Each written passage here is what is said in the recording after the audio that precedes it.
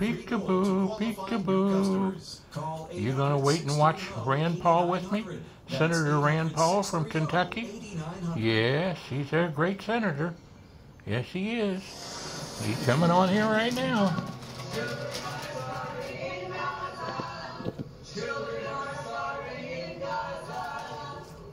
Anti-Israel protesters shutting down the Senate lunch on Capitol Hill today. They say the Senate can't eat until Gaza eats. Fox News reporters are working this developing story for us right now, but first we're going to go live to the White House. All right, well, not too much happening there. That protest just the latest facing President Biden any moment now. Here's the tease. National Security Advisor Jake Sullivan will join Karine Jean-Pierre at the White House press briefing as we await their response to the Death to America chants that happened right here on American soil. Listen to this.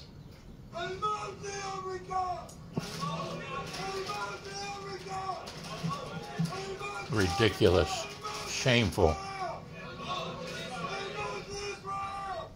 Yes, that was downtown Dearborn, not Tehran. Hello, I'm John Roberts in Washington. Sandra, another news-filled hour just ahead of us. We head to the White House to show that live shot, right? Because we know Karine Jean-Pierre is going to step up to that microphone shortly. And there is huge interest in how the White House is going to brief amid these growing calls for death to America. It's really something ridiculous. Thanks, Joe Biden. Welcome, everyone. I'm Sandra Smith in New York. For the mess you've got the nation in. So it was there in Dearborn, John. It happened on Friday where an anti-Israel demonstration erupted in chants, specifically calling for death to America. The White House also expected to face a flurry of questions on its plan to lift sanctions on Iran, which critics say will free up money for terrorism. Every dollar this administration gives to Iran is another dollar that will be used against our sons and daughters. He is so right. He is so right, too. Live to our intrepid Hillary Vaughn. She's on Capitol Hill, where lawmakers have been pressing Treasury officials on the lifting of sanctions against Iran. Hillary? John, that's right. Senate Republicans want to know why we're issuing any waivers at all for Iran when they are clearly using some of their assets to fund terrorism. The White House lifting $10 billion in sanctions through a waiver. They say this money can only be used for the purchase of food and medicine, and any suggestion that this waiver sends money directly to Iran that could be used to fund terrorism is false. Secretary of State Antony Blinken signed the extension that allows Iraq to pay for Iran. Shame on Blinken. Through an escrow account. But Republicans aren't just skeptical that the Biden administration can actually guarantee that these billions don't end up paying for bad things. They also aren't convinced that the additional $6 billion in frozen funds held by Qatar for Iran is not going to ultimately be handed over to them at some point. If President Biden says Qatar Bank, don't give this money to Iran, and the Qatar government says, give the money to Iran, do you think the Qatar banks don't listen to Mr. Secretary? So, Senator, those banks in Qatar value greatly their ability to have a relationship with the United States. Because that's how they make money. Do you believe in the tooth fairy? Ultimately, if we cut off those banks, they will no longer be able to make money. And Democrats also drilled into the Deputy Secretary about Iran's vibrant crypto business that is allowing them to have a crypto cash flow to fund their terrorist activities. Iran has a huge Bitcoin mining operation, which means that even Americans buying Bitcoin could inadvertently be helping Iran profit through paying Iran Bitcoin miners validation fees. Iran could be our validator and would be collecting a fee, processing our crypto, all of that without either one of us knowing it? So under a transaction like that is certainly possible. Okay, so Iran, which is subject to all kinds of sanctions, is moving money through crypto and actually making millions of dollars validating crypto transactions for Americans. And the Deputy Secretary Senator today defended the administration's decision to waive sanctions while arguing at the same time that they need to crack down on crypto because ultimately that's what Iran is using as a workaround around the sanctions in place. And they say if we don't crack down on crypto, then the sanctions in place are effectively useless. John? Boy, if it leaves even Senator Elizabeth Warren baffled as to what the administration is doing, something's afoot. Hillary Vaughn for us. Yeah. Hillary, thank you. Sandra? Well, John, the Justice Department officials say they have arrested an 18-year-old in Idaho for planning an ISIS-inspired attack on churches. The feds say Alexander Mercurio pledged his allegiance to the terror group and planned to use guns, knives, and fire to attack churches in Coeur d'Alene. The FBI says this should be a, quote, eye-opener to the dangers of self-radicalization. U.S. intel has warned that the war in Gaza and the recent terror attack in Moscow may inspire lone wolf attacks here at home. Well, Congress is keeping up with its COVID origins investigation, and our next guest says he has discovered that government officials from more than a dozen agencies knew that the Wuhan Institute of Virology was trying to create a virus similar to COVID-19 back in 2018. Let's bring in Republican Kentucky Senator Rand Paul. So you've got absolutely on FoxNews.com, in which you write in part, Senator, how vast was the great COVID cover-up? Well, my investigation has recently discovered government officials from 15 federal agencies knew in 2018 that the Wuhan Institute of Virology was trying to create a coronavirus like COVID-19. You claim in your op-ed that they all knew, nobody said anything. Yeah, we found out about this first from a brave Marine who reported that this research was grant proposal back in 2018 would have allowed Wuhan Institute to create a virus very similar to what COVID-19 turned out to be. But we only found out about this from a whistleblower. Nobody else in government ever informed us, including Anthony Fauci. When Anthony Fauci was asked about this particular grant proposal, he said not only did he not fund it, he said, we don't know anything about it, we have never heard of it.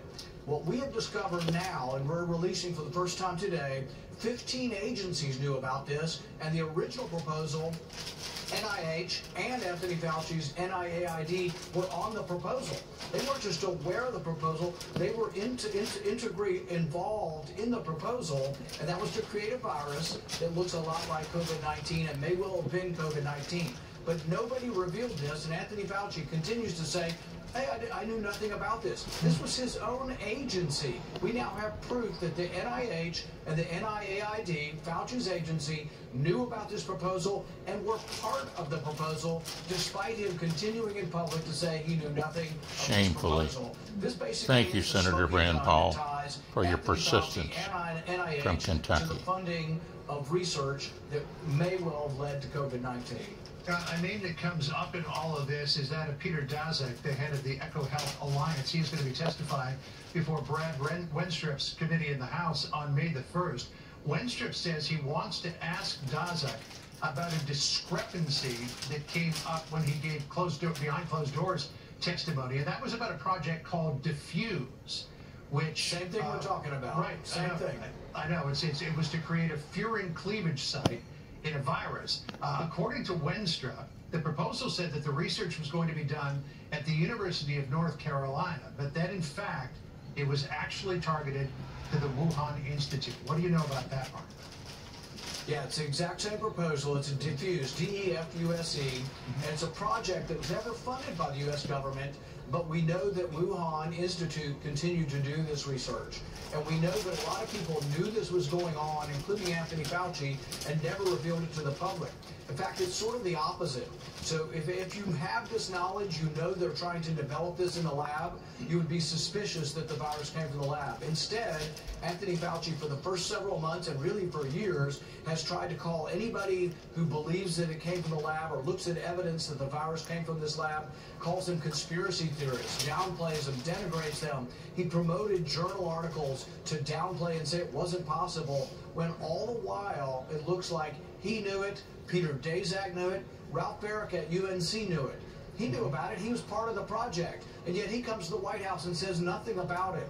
This would have warned us that this virus wasn't attempting to make a clumsy leap from animals to human, but was already pre-adapted and was going to be incredibly infectious to humans. That happens not typically with an animal virus. It happens with mutations that are forced in a lab. And as you point out, Senator, every time Anthony Fauci has come before Congress, whether it be the House or the Senate, his line has always been the same, and it sounds like this. I will repeat again, the NIH and NIAID categorically has not funded gain-of-function research to be conducted in the Wuhan Institute of Virology. Yet you say, and that was you questioning him there, as you have so many times, you say it's impossible that he didn't know about this? Yeah, without question, they did fund gain-of-function research in Wuhan, so that's a lie. But also, we now know, and what we're revealing today is that he knew about the specific project to put a furin cleavage site with Peter Daszak, Ralph Baric, and the Wuhan Institute to create a virus that was more infectious to humans. He knew about it because not only was his team being briefed about it, we now have documented evidence they were briefed. We also have documented evidence that they were partners in this. The actual original proposal with Wuhan involved the NIH and the Rocky Mountain Lab that is owned by NIAID. So Fauci was intimately an integral part of all of this, and yet he continues to get away with saying, I knew nothing. But we now have the documented evidence that his team was briefed and that they were actually an intimate part of the proposal to create a virus that looks like COVID-19. You know, as you pointed out a moment ago, Senator, that anybody who talked about a lab leak theory in the early going of COVID was dismissed as a tinfoil hat-wearing conspiracy theorist. But now we have an editor at NPR. He's been there for 25 years. His name is Yuri Berliner. Wrote a very long op-ed in the Free Press about all of the times when politics has interceded in the reporting of actual journalistic items. And this is what he said about coverage of the lab leak theory. He said, over the course of the pandemic, a number of investigative journalists made compelling and not conclusive cases for the lab leak. But at NPR, we weren't about to swivel or even tiptoe away from the insistence with which we backed the natural origin story. Politics were blotting out the curiosity and independence that ought to have been driving our work. What do you say when you hear that? So disappointing. You know, the media is supposed to be equal opportunities of going after both parties, all ideas, all issues, looking for the truth. Look at the reporters that have uncovered this. Most of them, they'll tell you they came from the left. Matt Taibbi, Michael Schellenberger. They'll say they're either moderate or Democrat or even from the left, and they had the honesty to do it. So there were some honest journalists that have gone after the story, but the institutional forces, and this is the real danger of letting the FBI and Homeland Security, letting them work together to persuade, cajole, and coerce media to do their bidding. The media needs to be independent of government, and I don't care whether it's right, left, or in between, what the direction is. You have to have an independent media that is critical. And during COVID, what we found is you had the media, the powers that be, working collectively with the government and the FBI sitting down. Can you imagine if after our interview right now, the FBI called you up and wanted to sit down with you and said, well, part of the interview is good, but we want to remove this one question because we think that's disinformation.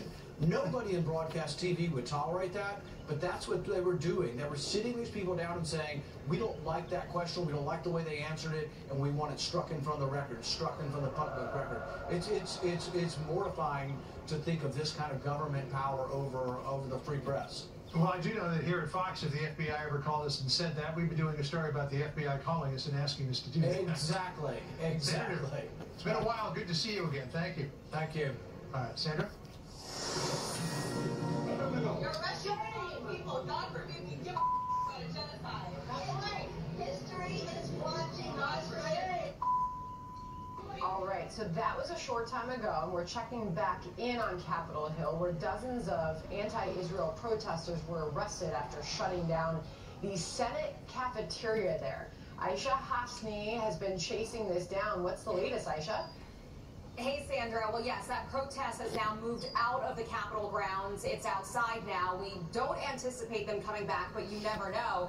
We can tell you some new information from U.S. Capitol Police. Police have arrested 50 protesters as part of this large demonstration, probably the biggest one that I've seen in the last year, a pro-Gaza demonstration here on Capitol grounds. And it happened during the noon lunch hour, the busiest time for traffic in the Dobson cafeteria. Pro-Gaza groups, Gaza being the group that attacked Israel. Always keep that in mind. They were the ones that, with their surprise attack, killing many citizens. Protesters were essentially blocking interns. I mean, really young kids that come here to work on Capitol Hill and learn, blocking them from cashing out the register to go and eat their lunch. Eventually, U.S. Capitol Police came in and basically escorted them out, kept trying to push them out. There was a lot of back and forth, a lot of harsh words spoken by protesters, but eventually they were finally moved out. 50 people arrested so far, charged with basically illegally protesting inside a congressional building. Sandra? All right, Aisha Hasni live on the Hill with that for us. We'll check back in with you soon, Aisha. Thank you. John? As we hear the sirens of the president's motorcade behind us here in our studio as he goes back to the White House from an event that he just had at Union Station, a live look at the White House.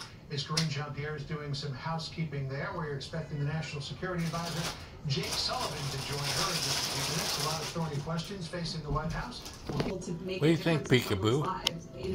What do you think, Peek? What do you think, Peekaboo? Like doing things the hard way, like doing your finances with a spreadsheet. She is a good boy. Quick and post yes, she is. Info together in one place. Connect with skilled professionals. This is not only wrong, but also enormously naive. You know, and you go to this whole push for EVs, right? Well, China's doing it, and they're gonna be ahead of us if we don't keep up right now. Well, China doesn't have the energy resources that we have. Isn't that the entire point? And that we're ignoring here? So this is a great topic because we know that we are at all-time historic highs in energy production for oil, gas, and renewables. So and the Biden administration is taking a lot of heat from their base for that. Let me finish, and we should be applauding that. So I'm glad Steve gave me that softball of saying we are energy independent, the most we've ever been. And we have the highest production, the most we've ever been. With respect to Jamie's comments, listen, I'm for an all-in energy approach. So Steve and I have agreed on that for years. I'm also in agreement that we should export LNG. What he's referencing is mainly that we were exporting LNG, and recently the Biden administration has put a cap on exporting LNG. Even Governor Shapiro of Pennsylvania said he hopes that this pause is short-lived. Okay, so here's the problem, Sandra. So let me just say one quick thing. Look, Robert and I think, are most sensible people agree with what Robert just said. The problem is you've got the kind of radical green lobby that is running this White House. I mean, why are we not building the pipelines? Why are we not exporting more? Robert, you're right. We're at near an all-time high, but we could easily be producing 3 or 4 million barrels a day with the current technology, and all the oil and gas producers say they would like to see that happen. So let's make it reply to that. You can, because the question is, Robert, you're touting oil production under I was touting the facts of all energy production. That's fine. And there are a lot of Republicans who are saying that we are still living out a lot of the decisions from the previous administration to get to that point. And Biden is still trying to undo a lot of that. You can respond. But first, gas prices are on the rise. I mean, we have a lot of oil, right? But it's not translating to lower prices. You're still looking at a national average for a gallon of gasoline, $3.60. A month ago, you're already up 21 cents. It's back up and on the rise with oil near $85. No, but Sandra, that's why you like having me on, because when I was at Solomon Brothers, we owned Philip Brothers, and when I was running UBS, we bought Enron, so I know this market very well. And we know right away that energy is a commodity, and it's based on where we are globally. And the geopolitical risk is high, and Steve and I have been in agreement that we think there will be long-tail inflation because of the geopolitical risk. It's not because of domestic oil production. It's because of what's going on in the Middle East, what's going on in Ukraine. So we're in agreement that This is not surprising. We've been talking about it, that energy prices will probably move up as they normally do into the summer when people travel more, and as they normally do when there's high geopolitical risk. So believe me, when Diamond spoke, he factored in the inflation risk as the reason. He said that global economic risks could eclipse anything since the Second World War, Steve, said Jamie Dimon. This, by the way, Steve, you'll love this. This was the president just last hour speaking live on the former President Donald Trump's expiring tax cuts. Here's Biden. The last administration enacted a $2 trillion tax cut, overwhelmingly benefiting the very wealthy and the biggest corporations, and exploded the federal deficit more than any other president has. We've cut the deficit, by the way. It added more to the national debt than any presidential term in history, and it's due to expire next year. And guess what? I hope to be president because if it expires, it's going to stay expired. Shame on him. Steve, I teed you up. Your reaction? So I hope that this presidential election is a debate about what we should do with our tax policy in this country, and maybe this is another issue that Robert and I may agree on. The reason we cut the business tax rate is the United States had the highest business tax rate in the world when Trump came in. It was like a Head Start program for all the countries that we were competing with. And when we brought that rate down, what happened? We brought a lot of jobs back to the United States. We imported capital back into this country, and it was a big success. By the way, the top 1% paid more taxes after the Trump tax cut. So you look at every element of this, and it was a success. And Joe Biden is talking about tax cuts for the rich, when in fact we got more tax revenues than ever before. All right, Robert's chomping. Steve, I'm chomping. You're conflating two issues. You know that corporate taxes are being grandfathered continually. We're talking about individual taxes. And on individual taxes, that is going to be a huge debate. And we should be clear, it has been the highest deficit increase under the Trump administration because your GDP growth never happened the way you guys thought to pay for it. That's clear. It went up more than $7 trillion, 25%. All right, this sounds like a debate. I got to respond to this, Robert, because we wanted to cut the tax rate for small businesses. Robert, you know I'm this. in agreement with small businessmen and women pay the individual income tax rate. They didn't pay the corporate rate. So we cut taxes for American corporations and small businesses. You guys pay for it. You know, I appreciate the debate, and that's why you guys join us every week. I was thinking we need a name for you guys, like. I don't know. Thanks, Wolf and more and more and more. Robert, I said Wolf Wolf in the Fox Den, but they didn't like that because I cut Steve out. Thanks, guys. All right, John. Has copyright expired on the Battling Bickersons? I don't know. Just saying.